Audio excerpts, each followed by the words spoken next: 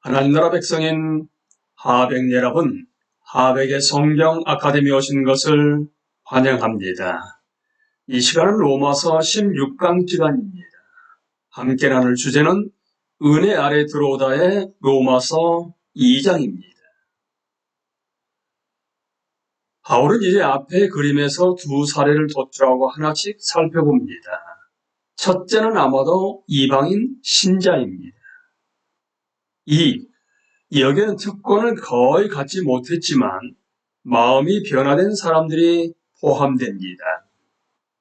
율법 없는 이방인이 본성으로 율법에, NIV에서는 율법이 요구하는 일을 행할 때에는 이 사람은 율법이 없어도 자기가 자기에게 율법이 되나니 이런 이들은 그 양심이 증거가 되어 그 생각들이 서로 혹은 고발하며 혹은 변명하여 그 마음에 새긴 율법의 행위를 NIV에서는 율법의 요구들을 나타내느니라. 이 일이 일어나리니 곧 나의 복음에 이른 바와 같이 하나님이 예수 그리스도로 말미암아 사람들의 은밀한 것을 심판하시는 그날이라. 어려운 단락입니다. 먼저 잘못된 두 예를 일축해도 좋을 것입니다. 첫째, 이 단락은 어떤 이방인들은 본성이 선해, 그러니까 일종의 원력이 있어서 그리스도 없이도 하나님과 바른 관계에 있다는 뜻일 수 없습니다. 둘째, 바울은 그리스도에 대해 듣지 못했으나 들었다면 믿었으리라는 것을 자신의 선한 삶으로 어떻게든 증명하는 이방인들에 대해 말하고 있는 것 같지 않습니다. 성경은 다른 어느 곳에서도 이러한 기이한 생각을 권하지 않습니다. 게다가 스페인의 선한 사람들이 어떻게든 구원받을 것이라면 왜 바울이 스페인에 가기를 그렇게 원했는지 이해하기 어렵습니다. 바울은 개인의 양심을 통해 옳고 그름과 옳지 않음에 대한 의식을 어느 정도 갖고 있는 비그리스도인 이방인들을 말하고 있을 것입니다. 게다가 이들은 때로 옳은 일을 행합니다. 불신자가 모두 살인자나 간음자는 아닙니다. 이들이 옳은 일을 행할 때 이것은 율법의 요구들, 그러니까 옳고 그름이 어떤 식으로든 이들의 마음에 새겨졌다는 것을 보여줍니다.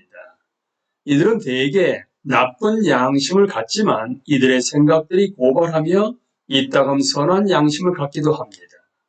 그들의 생각들이 변명하여.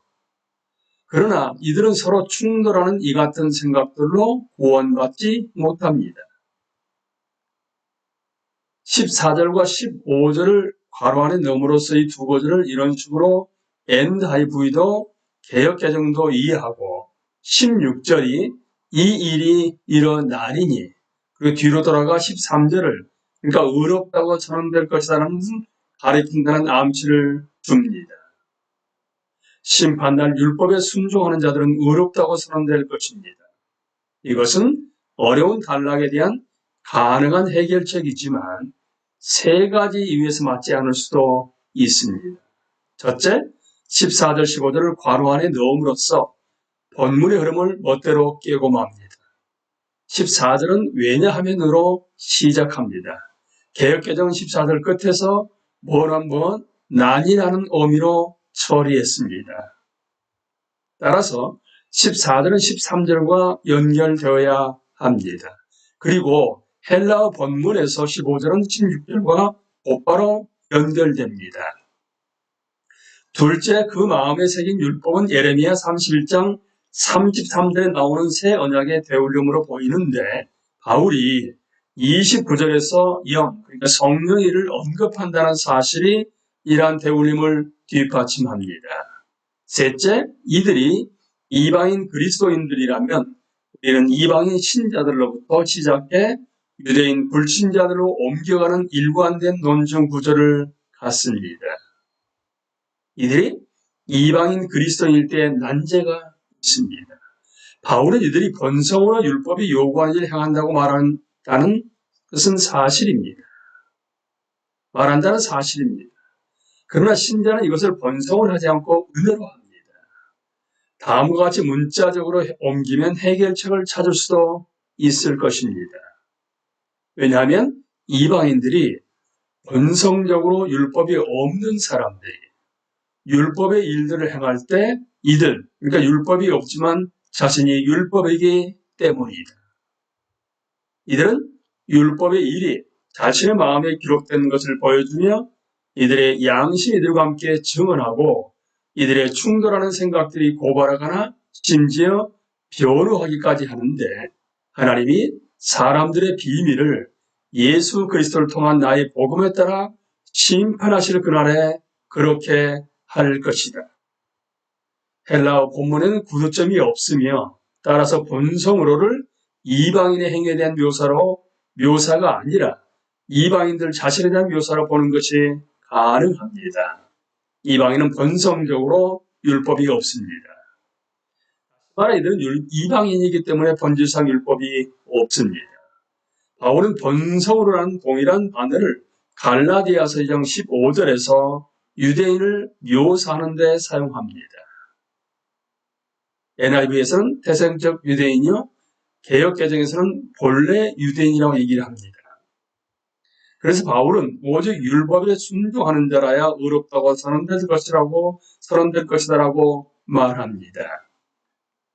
왜냐하면 이방인들이 본성적으로 즉 본질적으로 이방인이기 때문에 율법이 없는 사람들이 율법의 일들을 행할 때 말하면 즉 이들이 삶의 방향을 돌이켜 하나님의 길을 가기 시작할 때 이들 율법이 없지만 자신이 율법이다. 다시 말해 이들은 회심할 때 성령의 역사를 통해 진정한 율법을 내면화했습니다. 그래서 이들은 율법의 일이 하나님이 정말로 원하시는 것이 자신의 마음에 그러니까 회심 때 성령에 의해 기록된 것을 보여주며 이들의 양심이 이들과 함께 증언하고 이들의 충돌하는 생각들이 고발하거나 심지어 변호하기까지 하는데 하나님이 심판하실 그날에 그렇게 하십니다. 다시 말해 그리스도께로 회심했다고 공언하는 이방인들 가운데 얼마는 마지막 날에 진짜로 드러날 것입니다. 그러나 얼마는 진짜가 아닌 것으로 드러날 것입니다. 이것이 옳다면 바울은 이방인 그리스도인들이 모세 율법이 없는데도 율법에 순종한다는 것을 보여줌으로써 13절 후반부에 율법에 순종하는 자라야 의롭다고 선언될 것이다라는 것을 뒷받침하고 있는 것입니다. 이방인은 유대인의 모든 특권을 갖지 못했는데도 마음이 변화되었고 실제로 하나님의 길을 가기 시작합니다.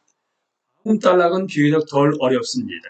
바울은 특권이 거의 없는 자들에게서 특권이 가장 많은 자들에게로 이방인에게서 유대인에게로 옮겨갑니다. F. 그러나 특권을 가장 많이 가졌지만 마음이 변화되지 못한 사람들은 제외됩니다. 유대인이라 불리는 내가 율법을 의지하며 하나님을 그러니까 NIV에서는 너와 하나님의 관계를 자랑하며 율법의 교훈을 받아 하나님의 뜻을 알고 지극히 선한 것을 분간하며 NIV에서는 우월한 것을 지지하며 맹인의 길을 인도하는 자요 어둠에 있는 자의 빛이여 율법에 있는 지식과 진리의 모범을 가진 자로서 어리석은 자의 교사요 어린아이의 선생이라고 스스로 믿으니 그러면 다른 사람을 가르치는 내가 내 자신은 가르치지 아니하느냐 도둑질하지 말라 선포하는 내가 도둑질하느냐 간음하지 말라 말하는 내가 간음하느냐 우상을 가증히 여기는 내가 신전 물건을 도둑질하느냐 율법을 자랑하는 내가 율법을 범함으로 하나님을 욕되게 하느냐 기록된 바와 같이 하나님의 이름이 너희 때문에 이방인 중에서 모독을 받는도다. 여기서 묘사된 어떤 사람들은 지금도 여전히 보이는 교회 안에 있음을 기억해야 합니다. 누가복음 15장에 나오는 첫째 아들은 대부분의 교회에 여전히 존재하며 살고 있습니다. 이 책을 읽고 있거나 심지어 쓰고 있을지도 모릅니다. 바울은 유대인의 특권에서 시작합니다. 유대인은 자신이 유대인이고 모세율법을 가졌기 때문에, 즉 외적으로 언약 백성의 일원이기 때문에 하나님과 관계가 있으며 옳고 그름을 안다고 믿습니다. 게다가 유대인은 1장 32절에 끔찍한 사람들과 달리 선한 것들을 지지합니다. 참으로 유대인은 이런 나쁜 사람들을 판단하는 우월적 위치에 있습니다. 그러므로 유대인은 다른 사람들을 가르칠 수 있습니다. 성경에서 유대인은 실제로 지식과 진리의 모본을 가졌습니다. 그래서 유대인은 맹인을 인도할 수 있고 어둠에 있는 자들에게 빛을 비출 수 있으며 어리석은 자를 교훈할 수 있고 아무것도 모르는 자, 어린아이를 가르칠 수 있습니다. 이 모두가 놀랍게도 사실인 것은 유대인이 성경을 알기 때문입니다. 그런데 유대인이 성경대로 행하는가? 거듭 보았듯이 질문은 이것입니다. 유대인은 다른 사람을 가르칩니다. 하지만 자신을 가르치는 것인가? 바울은 불일치를 보여주는 예를 세 가지 제시합니다. 첫째와 둘째는 쉽게 이해됩니다. 그는 도둑질하지 말라고 10계명의 제8계명을 선포하지만 그 자신이 교묘하고 덜 드러나는 방식이라 하더라도 도둑질합니다. 그는 마음의 욕심이 가득하고 자신을 위해 삽니다. 그는 간음이 잘못이라고 그러니까 10계명 제7계명을 말하지만 정욕이 가득한 시선으로든 더 나은 여자를 찾으려고 아내와 이혼해서든 간에 그 자신이 결혼 생활에 충실하지 않습니다. 바울이 셋째 예, 곧 신전 물건을 도둑질하는 예에서 무엇을 말하려 하는지는 분명하지 않습니다. 그러나 핵심은 분명합니다. 우리가 아는 것과 지지하는 것의 불일치는 하나님을 욕되게 합니다.